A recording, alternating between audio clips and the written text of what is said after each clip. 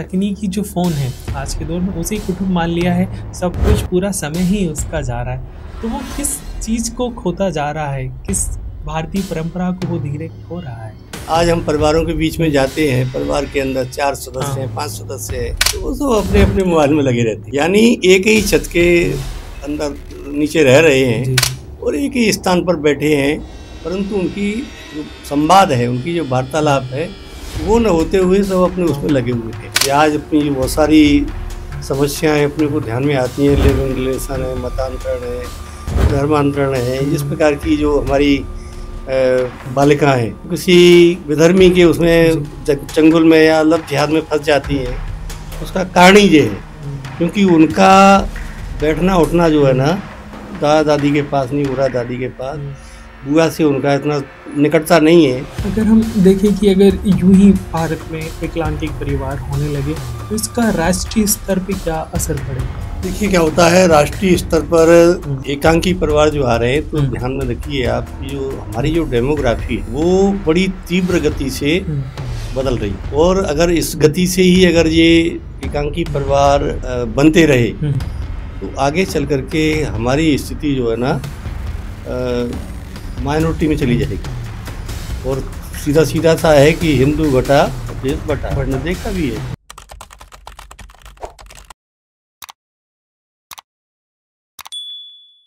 नमस्कार दोस्तों, मैं हूं विकास और आप देख रहे हैं विसंवाद के मध्य प्रदेश। आज का जो हमारा पॉडकास्ट का विषय है बहुत ही महत्वपूर्ण है। कुटुंब क्या है, परिवार क्या है, उसके विषय में आज हम विस्तार से जानेंगे।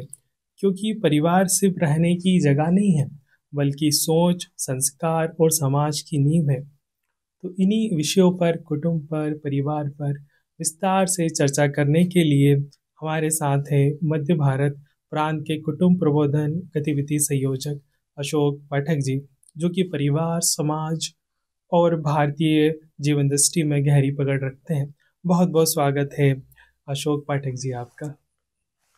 मैंने अपने जीवन में पहली बार कुटुंब का शब्द जो था, तो हमारे यहाँ जब शादी हुआ करती थी, शादियों में कुटुंब प्रावनियाँ आती थी, तब मैंने पहली बार सुना था। कि फिर उस वक्त समझ में नहीं आया था कि कुटुंब क्या है, क्या चीज़ है।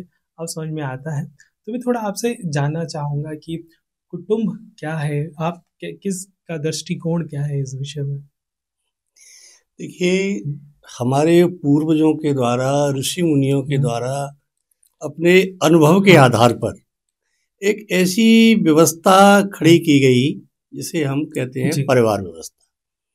और जैसे ही परिवार का नाम आता है तो फिर ध्यान में आता है कि दादा दादी, चाचा चाची, ताऊ ताई, बुआ, इस प्रकार से पूरा एक संयुक्त परिवार का ध्यान में आता है।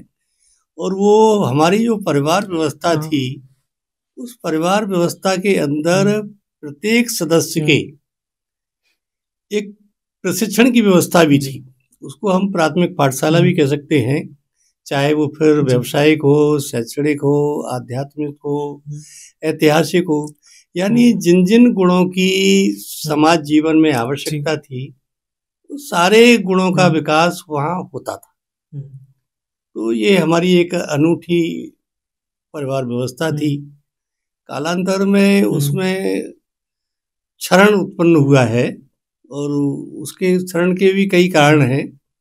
वो उसमें से मुख्य रूप से कुछ कारण अपना जो फिल्म इंडस्ट्री है, कुछ पश्चिमीकरण के कारण से है, कुछ हमारे मल्टीनेशनल कंपनियां हैं, बहुराष्ट्रीय कंपनियां हैं, और साथ ही साथ कुछ भारतीय घराने।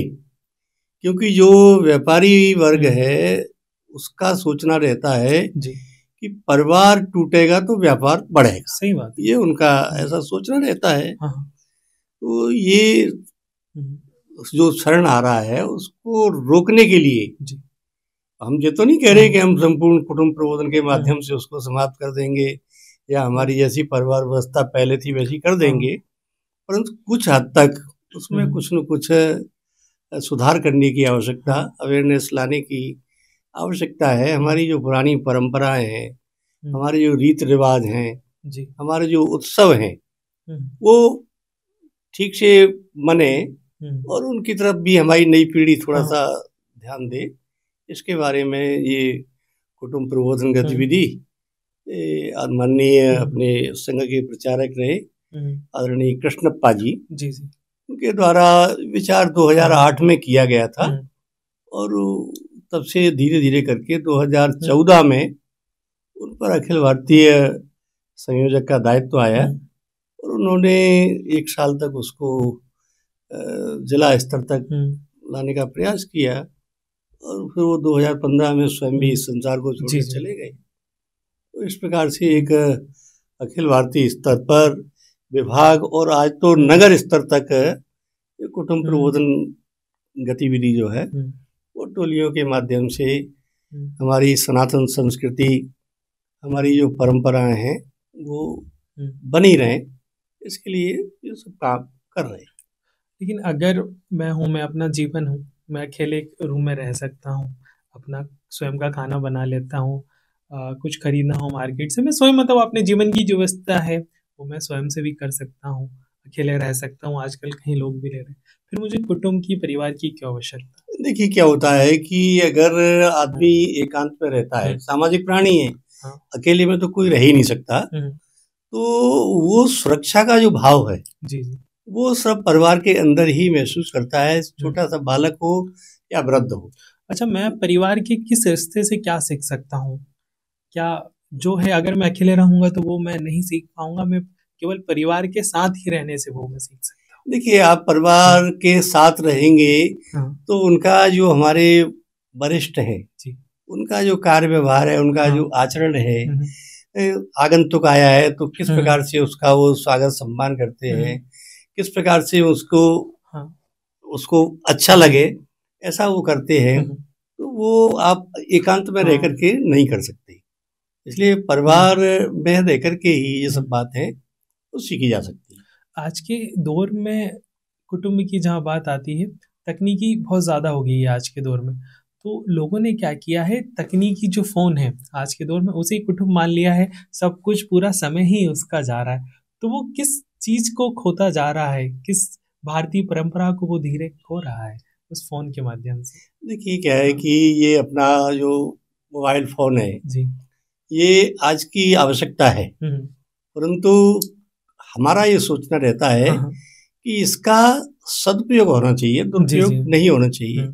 आज हम परिवारों के बीच में जाते हैं, परिवार के अंदर 4 सदस्य हैं, 5 सदस्य हैं, तो वो सब अपने अपने मोबाइल में लगे रहते हैं, यानी एक ही छत के अंदर नीचे रह रहे हैं और एक ही स्थान पर बैठे हैं, परंतु उनकी जो संवाद है, उनकी जो वार्तालाप है वो न होते हुए सब अपने उसमें लगे हुए हैं। तो हमारा कुटुंब प्रबोधन का ये संदेश रहता है, हम परिवारों में जाकर के भी कहते हैं कि भैया जैसे हर चीज का कोई न कोई स्थान तय है। हम परिवारों के बीच में सपत्नीक ये काम करने वाली बात है, तो परिवारों में जब जाते हैं तो उनसे हम ये भी कहते हैं कि भैया आप भोजन करने के बाद बर्तनों को कहाँ रखते हैं, तो कहते हैं कि ये स्थान है उसका, बनाने वाले पात्र कहाँ रखे जाते हैं, गाड़ी का उपयोग करने के बाद गाड़ी को भी आप पार्क करते हैं, अपने वस्त्र हैं उनको भी आप इस्त्री करके और अलमारी में रखते हैं, इस प्रकार से ये सब चीजों को जब आप सुरक्षित और एक स्थान तय है तो इसका स्थान क्यों नहीं?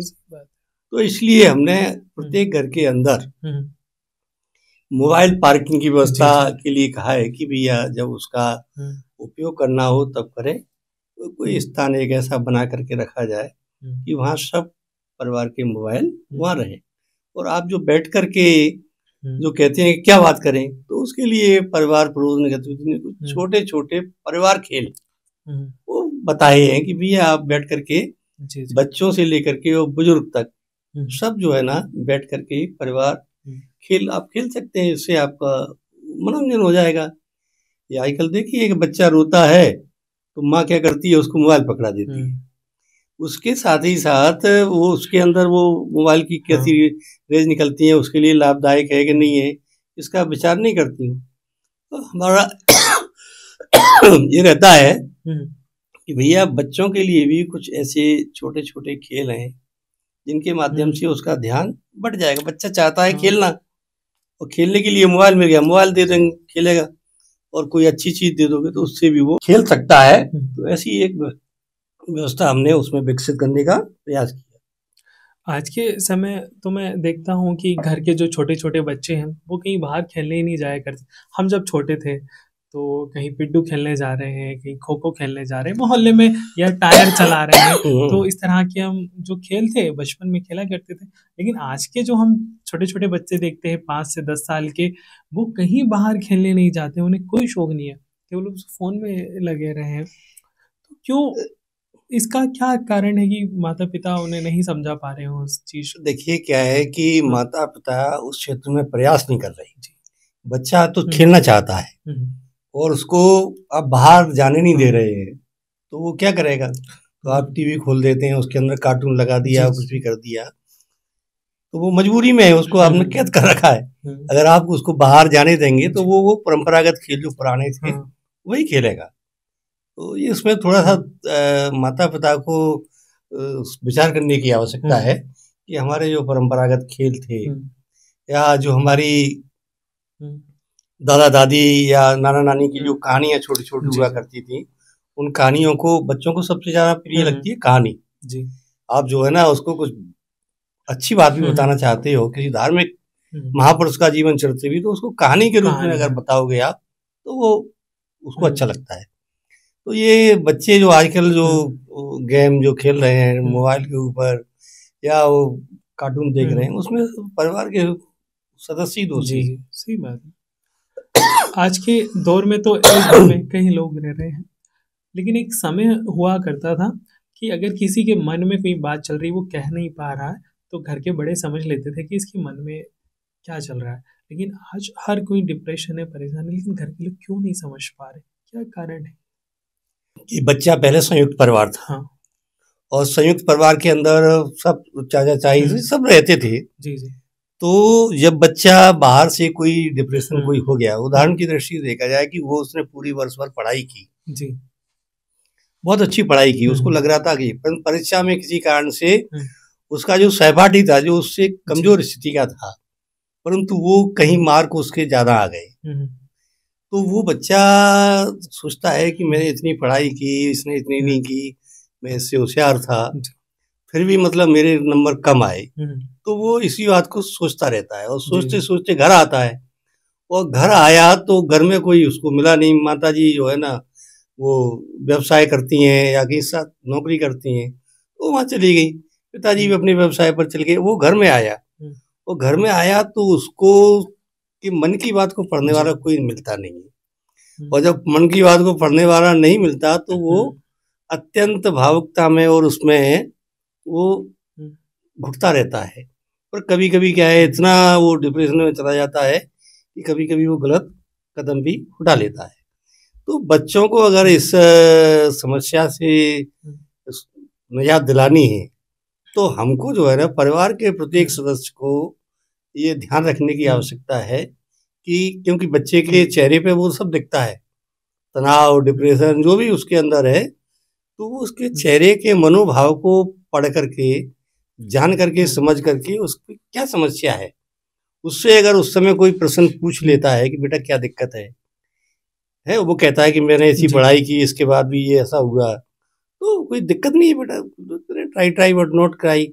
अपने यहाँ है ना कि आप प्रयास करिए, अगली बार करिए। जो कोई ऐसा तो नहीं है कि एक बार हो गया तो इसके बाद नहीं होगा, तो अगली बार परीक्षा जो होगी उसमें आप करिए। तो उस समय वो उसके मन में जो डिप्रेशन रहता है वो उस समय उससे थोड़ा ध्यान हट जाता है, तो वो सामान्य हो जाता है। और अगर कोई पूछने वाला ही नहीं है तो वो डिप्रेशन उसके लिए खतरनाक स्थिति में उसको ले जाता है, खतरनाक स्थिति की तरफ। इसका सिर्फ डिप्रेशन का एक ही इलाज है कि परिवार जो है ना बच्चों की, बालकों की मनोभावना को समझे। एक समय था जब परिवार पूरा एक साथ भोजन करने के लिए बैठा करता था। दादा दादी, माता पिता, बच्चे सब एक साथ वहाँ बैठा करते थे। बच्चे अपनी स्कूल की बातें बताया करते थे, पिताजी खेती बाड़ी की, सब अपनी अपनी जो कहानियां हुआ करती थी दिन भर की, तो शाम को जब सब एकत्रित होकर भोजन करते थे बताए। लेकिन आज के समय क्या हो रहा है कि जो बच्चे हैं, कोई तारक मेहता का देख के अपना खाना खा रहा है, कोई मतलब अलग अलग कोई रूम में एक साथ नहीं बैठ रहे, तो उससे क्या नुकसान है लोगों को आने वाले समय में इस चीज़ से?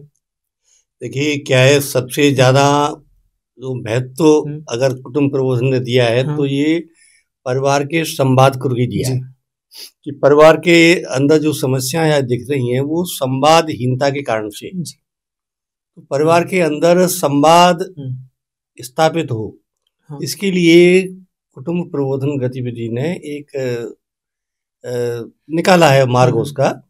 क्योंकि आज इस भागदौड़ की जिंदगी में कोई व्यवसाय पे कभी जाता है, कभी दुकान 10 बजे खुलती है, कोई रोजगार पे जाता है, तो एक साथ भोजन करना थोड़ा सा आजकल कठिन हो गया है। इसलिए अपेक्षा ऐसी की गई है, हम सभी से निवेदन भी करते हैं कि प्रतिदिन हम एक साथ बैठ करके भोजन नहीं कर सकते, परंतु कोई सप्ताह में अपन ऐसा कोई दिन तय करें, उस दिन सारे के सारे परिवार के सदस्य सब एक साथ बैठे।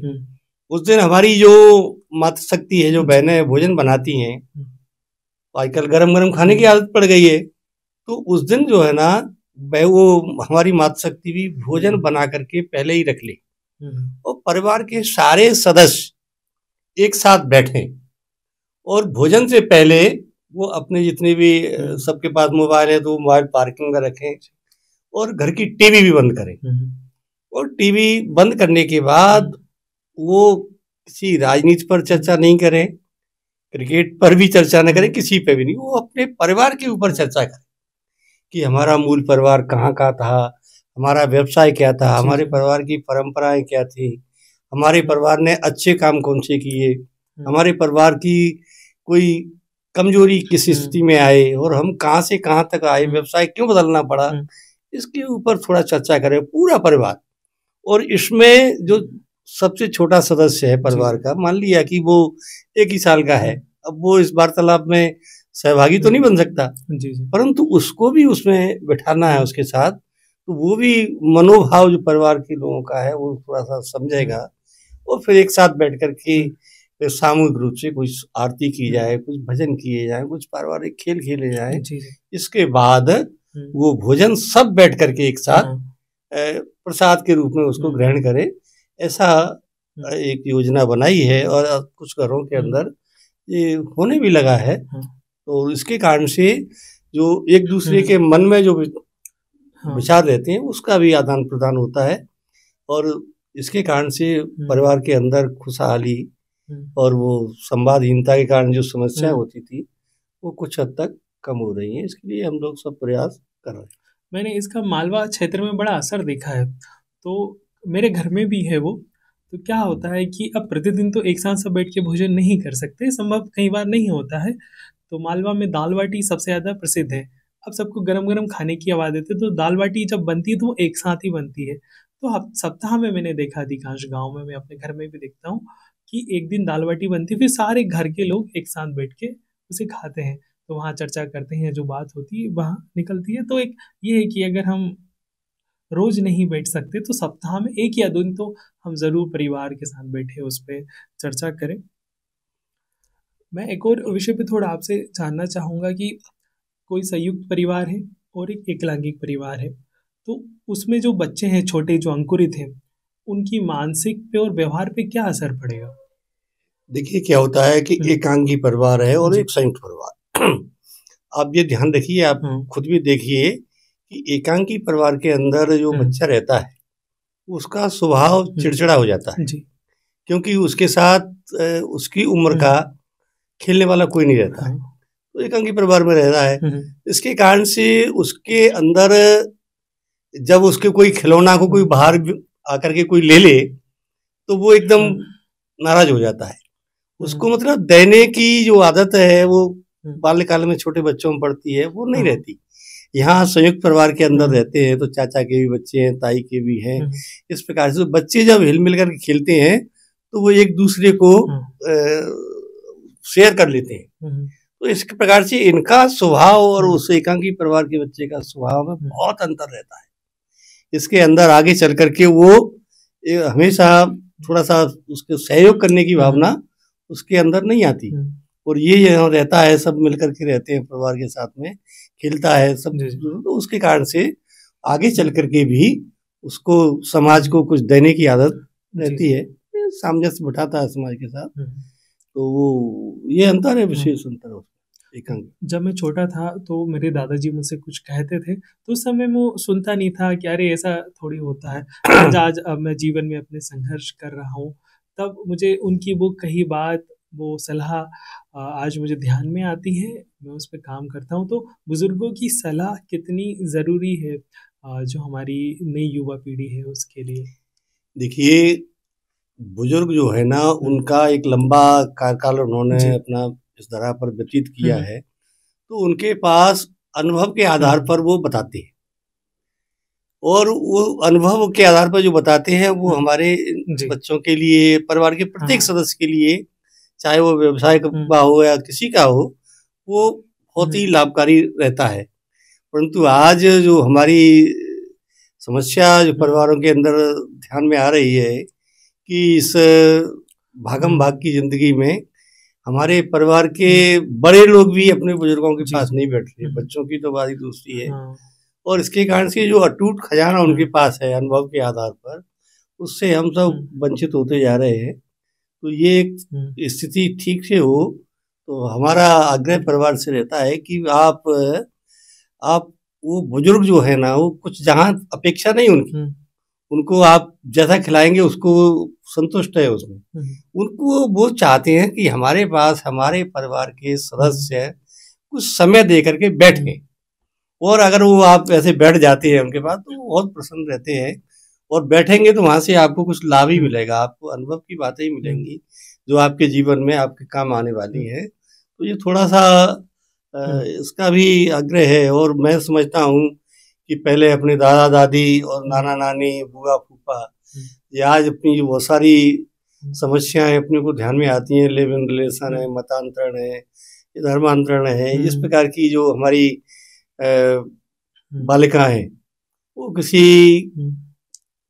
विधर्मी के उसमें जी। चंगुल में या लव जिहाद में फंस जाती हम्म। हैं। उसका कारण ही ये है, हम्म। क्योंकि उनका बैठना उठना जो है हम्म। ना, दादा दादी के पास नहीं हो रहा, दादी के पास, हम्म। बुआ से उनका इतना हम्म। कनेक्शन, इतना निकटता नहीं है। हम्म। नहीं तो पहले क्या होता था, जैसे ही बच्ची बड़ी होती थी, हम्म। तो बुआ जो है ना, उस भतीजी को अपनी को हम्म। ससुराल जाने से पहले ट्रेंड करके जाती थी उसको कि बेटा किससे बात करना, कितनी हम्म। बात करना, कौन तुम्हारे हित की बात हम्म। कर रहा है, इसकी ये पूरी समझदारी हम्म। उसको बता के जाती थी। और आजकल ये इसके अभाव के कारण से अपन देखते नहीं इस हम्म। प्रकार की लव जिहाद की समस्या, इस हाँ, प्रकार की है। मुझे लगता है यही बड़ा कारण है कि हम देखते हैं कि माता पिता से बच्चे दूर हो गए, बुआओं से उतनी बात नहीं हो रही है ना, तो उन्हें कोई चाहिए अपनी बात शेयर करने के लिए, समझने के लिए। तो फिर बाहरी व्यक्ति इस चीज़ पे जो लव जिहाद और इस तरह के जो लोग करते हैं, तो वो इस ताक पे बैठे रहते हैं कि कब इस तरह की जो हमारी बच्चियां हैं उनको चंगुल में लिया जाए। ये सब चीज़ें कि वही चीज़ें कि घर वालों को समय ना दे पाना, ना घर वाले बच्चों को समय दे रहे, संवाद ही नहीं हो रहा, तो कैसे उस बात पे चर्चा हो जाएगी? देखिए, हमने हाँ। कुटुंब प्रबोधन ने हुँ। इसमें एक कुटुंब मित्र योजना हाँ। करके बनाई है। हाँ। जैसे हम जहाँ निवास करते हुँ। हैं, तो उसके अड़ोस पड़ोस में कोई हाँ। ना कोई रहता होगा परिवार, तो 3-4 परिवार हुँ। दाई तरफ के, हाँ। 3-4 परिवार बाई तरफ के, जी। बैठ करके ये पूरा जो हुँ।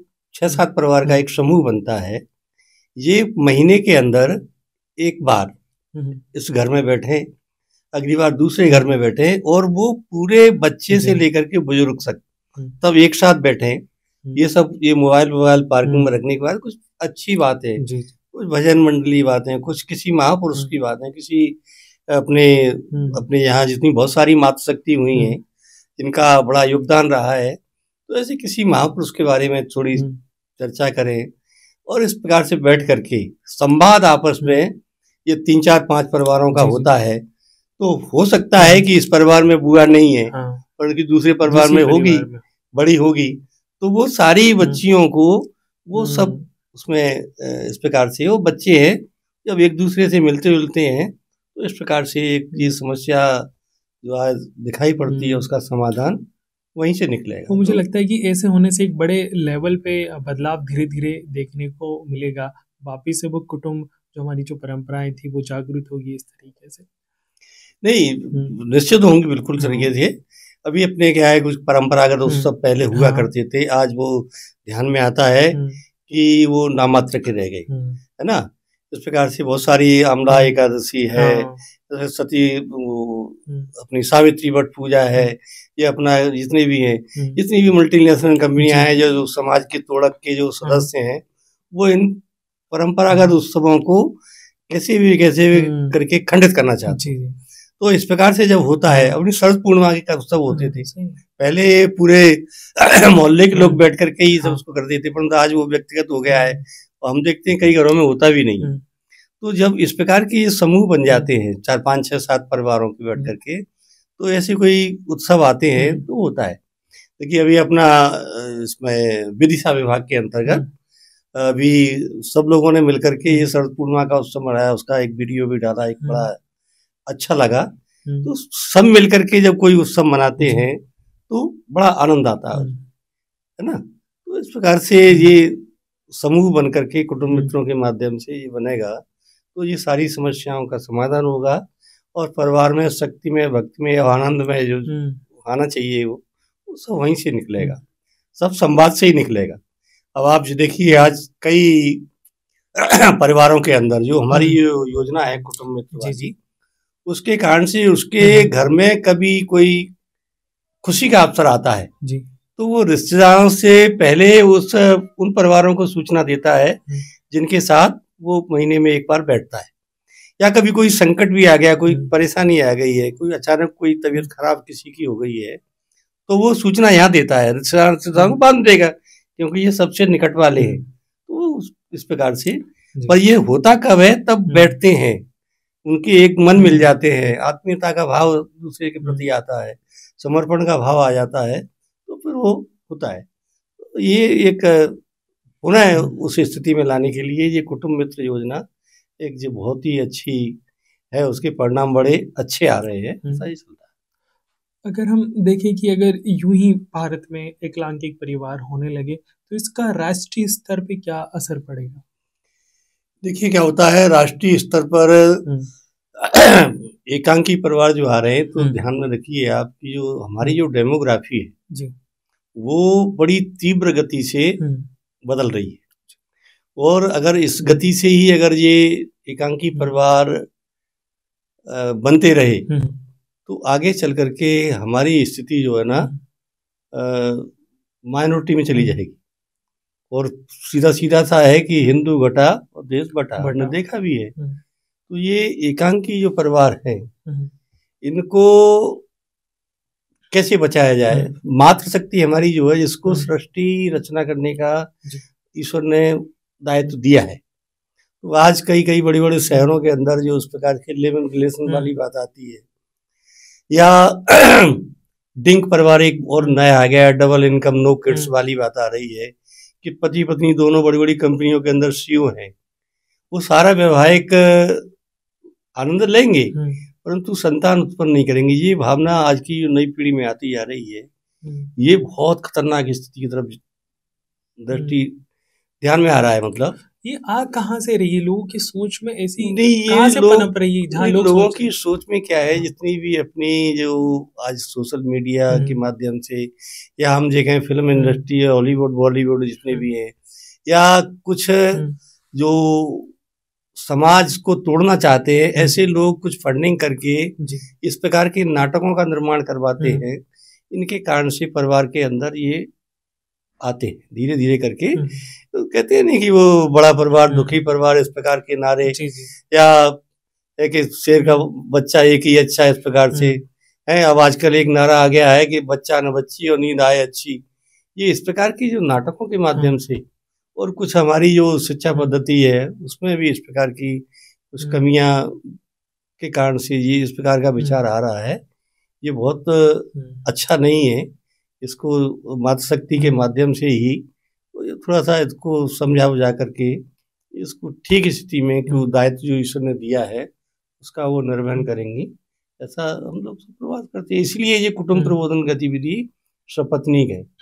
पुरुष जो है ना, पुरुष से बात करेगा, मातृशक्ति से बात करेगी, क्योंकि ये बातें महिला से पुरुष नहीं कर सकता, इसलिए ये इसमें मातृशक्ति को जोड़ा है। तो इस प्रकार से वो चल रहा है प्रयास, और कैसे भी करके उनको एकांकी परिवार से थोड़ा सा बदल लगे। सरकार की भी भूमिका इसमें है, सरकार ने भी परिवार को, पति पत्नी और बच्चों को ही माना है, तो ये भी एक ठीक नहीं है ये प्रबंधता, क्योंकि परिवार 3 पीढ़ी को मिला करके बनता है। अगर 3 पीढ़ी नहीं है साथ, तो वो काहे का परिवार, दादा दादी भी हो, पति पत्नी भी, बच्चे भी हों, ये तब जा करके बनता है, परिवार बनता है। तो इस पे धीरे धीरे करके हो रहा है। और साथ ही साथ हमारे अष्टगुण हैं, जो अष्ट सद्गुण हैं, जो प्रत्येक व्यक्ति के अंदर होना चाहिए, तो वो अष्ट गुणों का जो संवर्धन है वो हमारे परिवारों में आजकल नहीं हो रहा है। क्या है अष्ट गुण? देखिए क्या होता है, ओज है, बल है, शील है, धैर्य है, युक्ति है, बुद्धि है, दृष्टि है और दक्षता। ये 8 सद्गुण है। ये 8 सद्गुण जो है ना, हमारे परिवार के नई पीढ़ी के अंदर आएंगे, जो पुराने हैं उनके अंदर भी आएंगे, तो मैं ये बिल्कुल निश्चित रूप से कह सकता हूँ कि उसके मन में कभी किसी प्रकार का विकार नहीं आएगा। वो परिवार को भी अच्छा योग्य बनाएगा और समाज को भी ठीक करेगा। फिर जब समाज ठीक होता है, राष्ट्र भी ठीक होगा। तो ये अष्ट गुणों के संवर्धन की बात प्रत्येक परिवार के अंदर होना चाहिए। ये दूसरा, इसके 6 अवगुण भी हैं जी, कि वो कैसे भी करके जो है ना, वो 6 अवगुण हमारे परिवार में भी नहीं आए और हमारे व्यक्तिगत स्वभाव में नहीं आना चाहिए। तो वो 6 अवगुण है, आलस्य है, अहंकार है, स्वार्थ है, और वो गलत सामाजिक मान्यता है, बौद्धिक जड़ता है, ये नहीं आना चाहिए कि मैं जो कह रहा हूँ वही सही है, ये ठीक नहीं है। तो ये 6 अवगुण और ये अष्ट सद्गुण, इन सब का प्रबोधन परिवार के अंदर हो, इसके लिए परिवार जब संवाद बैठेगा तभी ये सब कुछ हो पाएगा। तो ये कुटुंब प्रबोधन गतिविधि इस पे कर रही है कुछ थोड़ा प्रयास। अभी मैं ये नहीं कह रहा कि बहुत कुछ कर बदल गया है, पर धीरे धीरे समय लगेगा, एक समय के कुछ परिणाम अच्छे आने लगे हैं। और इसके माध्यम से, इस गतिविधि के प्रारंभ होने से आज समाज की जो बैठकें होती हैं उनके बीच में भी हम जो विषय रखते हैं, या हमारे जितने भी पुरोहित हैं जो कथावाचक है, भागवत कथा करते हैं, राम कथा करते हैं, उनके बीच में भी हम जाकर के कहते हैं, या पूजा पाठ कराने के लिए घरों में जाते हैं तो उनसे भी कहते हैं कि आप अपना काम करिए, साथ ही साथ परिवार प्रबोधन की बात भी ये थोड़ी सी करिए। तो वो व्यासपीठ से आज परिवार को बचाने की बात हर संत अपने कर रहा है, समाज के बंधु भी कर रहे हैं, हर सामाजिक संस्थाएं जो समाज जीवन में काम कर रही हैं वो सब इस दिशा में सोचने लगे हैं कि ये अत्यंत महत्वपूर्ण है। अगर जीवन को सुखी बनाना है और तो ये परिवार बचाना बहुत जरूरी है, तो कर रहे हैं। तो इस थोड़ा बहुत अवेयरनेस इस गतिविधि के कारण से आई।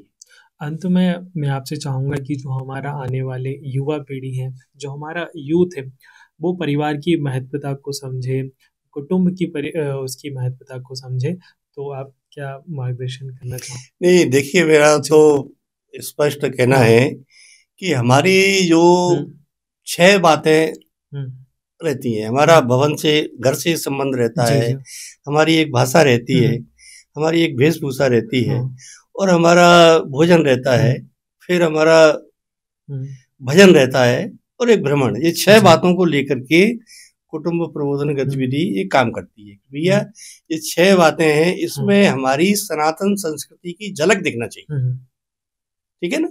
आप महीने में एक आध बार मंगा लीजिए कोई बाहर का भोजन, आप ये पक्का समझिए कि जिस घर की रसोई बंद हो जाएगी उस घर का, समझिए, बीमारियों का घर बढ़ेगा, और कहीं ना कहीं उसके अंदर अपनी सनातन संस्कृति की समाप्ति की वो जाएगी। तो ये वेशभूषा अपनी है, इसमें थोड़ा सा सादगी रखिए, और ये भाषा का भी, आप सारी दुनिया की जितनी भाषाएं अब उनका आप उच्च कोटि का ज्ञान रखिए, बहुत अच्छी बात है, परंतु घर में जब बात बैठते हैं परिवार के साथ, तो अपनी मातृभाषा जो है उसी में अपनी वार्तालाप हो, इसके हम विशेष आग्रह करते हैं। सारी भाषाएं सीखिए, पर वो करिए। हमारे परंपरागत भोजन है आज, जो मोटे अनाज की बात आती है, ये मोटे अनाज जब तक हाँ। घरों के अंदर, रसोई के अंदर रहे, तो बहुत सारी समस्याएं, बहुत सारी बीमारियां आती ही नहीं थी। परंतु आज कहीं ना कहीं हम जो है ना उनसे दूर हट रहे हैं, तो बहुत सारी समस्याएं हैं। तो हमारा युवाओं से और सभी से आग्रह है कि जिसको जो काम ईश्वर ने सौंपा है, युवकों को सौंपा है कि भैया आप अच्छे पढ़ाई करके अच्छे योग्य नागरिक बने और राष्ट्र और समाज के उत्थान के लिए करें। और हमारी जो मातृशक्ति है, देखिए कुटुंब प्रबोधन में मातृशक्ति केंद्र बिंदु में है। हम कितना भी प्रयास करेंगे, पर पुरुष जो है ना उस परिवार को उतना ठीक नहीं कर पाएगा जितना हमारी मातृशक्ति ठीक कर लेगी। तो हमने मातृशक्ति को केंद्र बिंदु में मान करके उनसे ये परिवार को बिठा करके और इस प्रकार से क्या अच्छा है, क्या हमारे हित में है, परिवार के हित में, ये सब बातें वो करें और आने वाली जो पीढ़ी है उसको सही दिशा दे करके अगर वो करे। और दूसरा ये भी है कि परिवार के अंदर जो संवाद होता है, उस संवाद के कारण से कुछ लोक हितकारी परिवर्तन भी दिखना चाहिए जी। नहीं फालतू में संवाद हम करते रहे, क्रिकेट की बात, राजनीति की बात करें, तो उनसे सबसे हट करके हमको हमारा परिवार कैसे सुखी और समृद्ध हो सकता है उसके बारे में विचार करेंगे। और हम अपना ही नहीं करेंगे तो अपने अड़ोसी पड़ोसियों का भी करेंगे, फिर धीरे धीरे करके वो आगे बढ़ेगा। तो मेरे को लगता है कि हमारी जो युवा पीढ़ी है वो हमारी सनातन संस्कृति, जो प्राचीन परंपराएं हैं, वो जो अनुभव के आधार पर बनाई गई थी, वो एक अच्छा वातावरण निर्मित होगा और पुनः वो जैसा हम चाहते हैं वैसा बदलाव दिखाई पड़ेगा, ऐसा मेरा मानना है। असु पाठक जी, हमने बहुत कुछ जाना आज के पॉडकास्ट में आपसे, और जो लोग इसको देखेंगे, हमारी यूथ, हमारी जो समाज, वो समझ पाएंगे कि कुटुंब की क्या महत्वता है, परिवार की क्या महत्वता है, क्यों हमें संयुक्त परिवार में रहना चाहिए, एकांकी परिवार में नहीं रहना चाहिए। हमारी जो मातृशक्ति है, जो हमारी बच्ची हैं, वो समझ पाएगी क्यों घर में माता पिता से बात करना ज़रूरी है, दादा दादी की सीख ज़रूरी है। अगले फिर किसी पॉडकास्ट में हम कुटुंब पर, परिवार की और विस्तार से आपसे चर्चा करेंगे। जब तक के लिए आपका बहुत बहुत धन्यवाद। धन्यवाद, आपका भी बहुत बहुत धन्यवाद।